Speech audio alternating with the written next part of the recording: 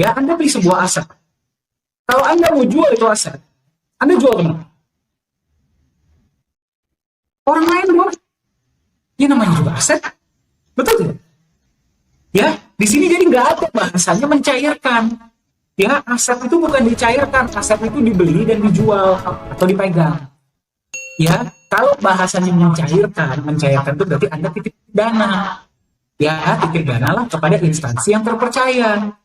Ya, nah jadi kalau misalkan ini dibilang sebuah problem, ya mohon maaf ya sekali lagi berarti teman kita Pak Fauzan ini nggak paham aset.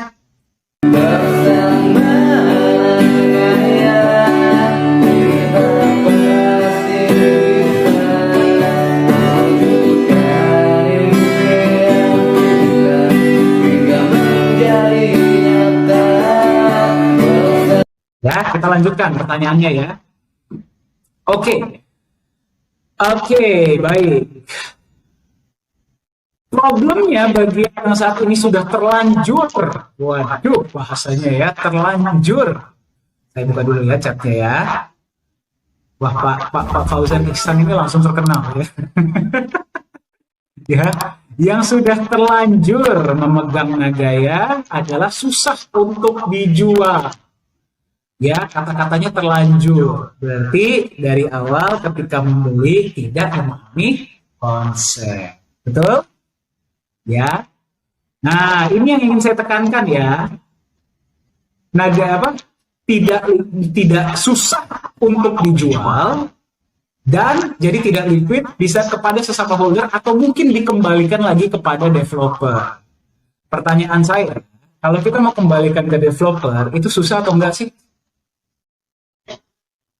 Kan kayaknya kan kita belum menerima request ya. Kalau misalkan dikembalikan itu susah nggak sih? Gampang kok.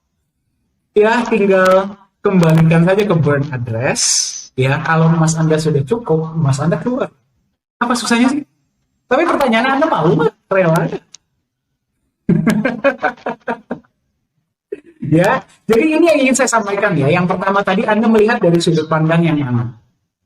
Yang pertama, yang kedua, ya. Bedanya seorang investor dan follower. Ya, seorang investor ketika membeli sesuatu, mereka tidak hanya menghitung keuntungan, tapi apa?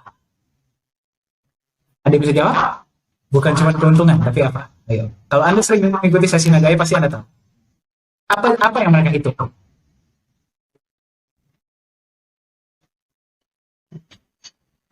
Yes, tepat sekali. Mereka bukan cuma menghitung keuntungan, tapi mereka juga hitung resiko. Jadi mereka tahu ketika dia masuk ke sebuah aset, beli sebuah aset, dia sudah tahu resikonya adalah seperti ini. Sampai ini terjadi begini. Ya, seorang follower hanya mau terima keuntungan saja, tapi nggak mau terima resiko. Betul? Seorang investor kalau beli sesuatu bukan cuma yang dilihat untungnya, tapi juga dia sudah paham resikonya apa. Saya cuma punya satu pertanyaan. Saya doakan di sini Anda semua sudah punya rumah ya, amin ya. Ya, bagi Anda yang punya rumah atau Anda punya properti, ya, atau kalau Anda belum punya, saya doakan secepatnya Anda punya. Ya, kita bicara tentang aset lain, misalkan emas atau saham. Ya, Anda beli nih, Anda beli rumah, Anda beli emas, Anda beli saham. Ya, beli dari developer ya, atau beli dari orang lain ya. Betul nggak? Tiba-tiba Anda ada kendala, butuh uang. Anda marah-marah gitu ke developernya.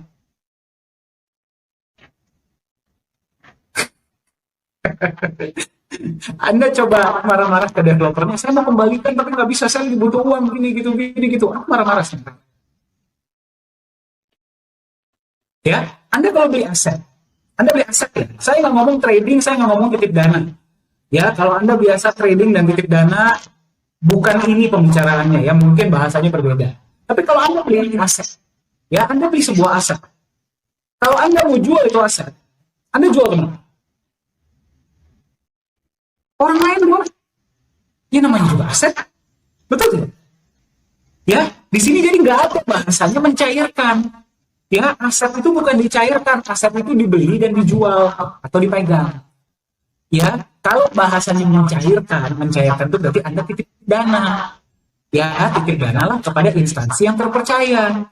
Ya, nah jadi kalau misalkan ini dibilang sebuah problem, ya mohon maaf ya sekali lagi berarti teman kita Pak Fauzan ini nggak paham aset. Ya mungkin beliau terbiasa titip dana, terbiasa trading. Sekali lagi tidak ada salahnya. Tidak ada salahnya. Ya, nggak ada salahnya trading. Namun jangan disamakan titip dana dan beli aset. Beda, Bapak Ibu. Anda kalau beli aset, kita beli aset itu buat apa sih? Kita beli sesuatu, aset yang kita harapkan nilainya akan naik toh. Setelah itu ya Anda mau jual terserah, Anda mau pegang terserah. Ya asetnya sudah punya Anda. Nah tapi kalau Anda pegang aset dan Anda ingin jadikan uang, apa yang Anda lakukan? Apa yang Anda lakukan? Ya Anda jual dong ke orang lain. Gak mungkin dong Anda datang ke misalkan Anda beli saham nih, ya saham bank ABC gitu contohnya ya, saya nggak mau pakai nama asli deh ya. Bank ABC gitu, Anda beli sahamnya, giliran Anda punya uang, Anda datangin kantor pusat, saya punya sahamnya, saya mau kembalikan dong, bisa begitu? Ya, jadi mohon dipahami ya, mohon dibedakan di mana aset, di mana titip dana. Ini sangat berbeda. Anda harus bisa tahu bedanya itu di mana. Ya kalau memang masih belum paham, belajar. Kita buka sesi gratis kok, semua orang boleh join. Ya di sini kalau yang belum beli Nagaya pun silahkan. Ini seperti kuliah gratis, betul nggak sih? Ya, voice chat tuh 3 kali seminggu. Ya sekarang Zoom meeting walaupun cuma 2 kali, tapi lumayan ya, isinya daging semua, gratis ya. Nggak ada yang masuk perlu bayar pakai satu Nagaya gitu, nggak ada kan? Apa perlu kita bikin berbayar Zoom meeting? Gratis, siapapun boleh join. Ya, jadi ikutlah, nggak apa-apa, ikut belajar, nggak masalah. Ya, nah ini juga satu hal yang saya selalu sampaikan ya. Ini juga satu hal yang saya selalu sampaikan kepada teman-teman. Ya, tolong belajar. Ya, seseorang yang berhasil, seseorang yang sukses, itu adalah seseorang yang selalu belajar. Selalu belajar merendahkan diri ya. Sampai sekarang ya saya paling tidak mau disebut pakar kripto, paling tidak mau. Boro-boro saya Pak Yohanes Chandra aja nggak mau dipanggil pakar kripto ya. Kenapa? Gara-gara kita tuh masih belajar. Pakar keuangan apalagi, aduh saya cuma sharing kepada Anda apa yang saya pelajari ya. Jadi ayolah kita sama-sama belajar. Dengan Anda lebih cerdas, hidup Anda kok yang berubah, bukan hidup kami. Dengan Anda lebih paham tentang keuangan, Anda lebih paham tentang aset, cara memilih aset yang baik dan benar, ya. Terus Anda bisa punya banyak Nagaya yang sejahtera Anda kan, ya.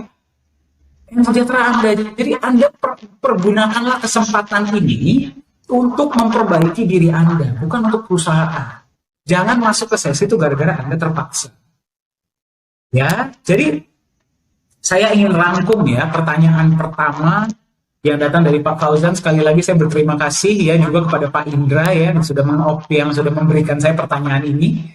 Ya, saya ditelepon Pak Indra dan Pak Yunias tadi, Pak tolong bahas. Saya bilang ya sudah ya saya bahas. Soalnya khawatirnya teman-teman kita di luar sana pun ada yang mendapatkan pertanyaan yang sama, jadi Anda bisa jawab. Ya, jadi saya rangkum. Yang pertama, belum teruji itu kelemahan atau tidak, itu adalah sebuah perspektif sudut pandang. Ya, sebenarnya kalau dibilang Nagaya belum teruji di market juga saya bilang ini sebuah jawaban yang keliru ya. Betul? Ya, keliru banget. Yang dikatakan market itu bahasanya apa sih? Pasar lah. Iya nggak sih? Pasar kan, ya. Kalau misalkan Nagaya belum dibikin, bolehlah dibilang belum teruji di market. Kita sudah terjual 5.100.000 koin loh, sudah dimiliki oleh market loh.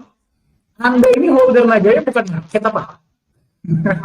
Anda juga termasuk market kan, pasar loh. Anda sudah terima benefit dari Nagaya kan? Siapa yang sudah terima? Coba saya mau lihat, siapa saja? Benefit pernah dibagikan terlambat nggak? Berarti Nagaya sudah teruji dong. Boleh nggak sebenarnya kita bilang Nagaya itu sebenarnya sudah teruji? Ya, sudah mau dipakai di mall tahun 2023. Dibilang, oh tapi kan belum jadi Pak mallnya.